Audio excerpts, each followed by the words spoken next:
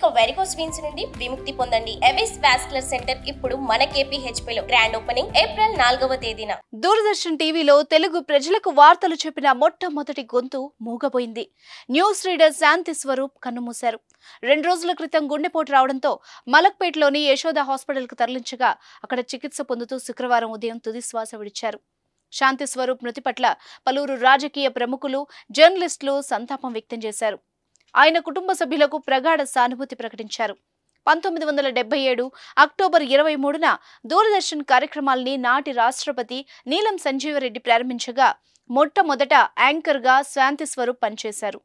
1983 November 14న Doordarshan ఛానల్లో శాంతి స్వరూప్ తెలుగులో తొలిసారి వార్తలు చదివారు.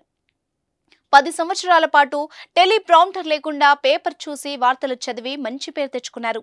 తొలి తెలుగు న్యూస్ రీడర్ గా చెరగని ముద్ర వేశారు.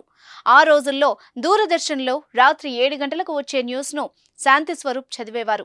ప్రజలందరూ ఆయన తీసుకొచ్చే జాతీయ, అంతర్జాతీయ, రాష్ట్ర, రాజకీయ విషయాల కోసం టీవీల ముందు వేచి చూసేవారు.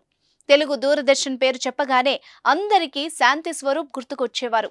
ఇరుగు పొరుగు వారు మనతో మాట్లాడే మాటల్లా ఆయన వార్తలు చెప్పే విధానం ఉండడం ప్రతి ఒక్కరిని ఆకట్టుకునేది.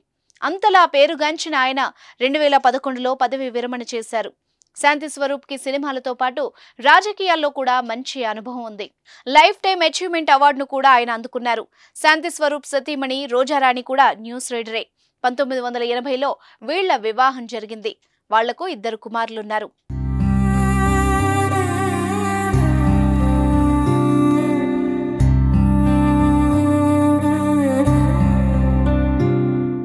సుమన్ టీవీలో మీ పర్సనల్ అండ్ బిజినెస్ ప్రమోషన్స్ కోసం కింది నెంబర్కి కాంటాక్ట్ చేయండి.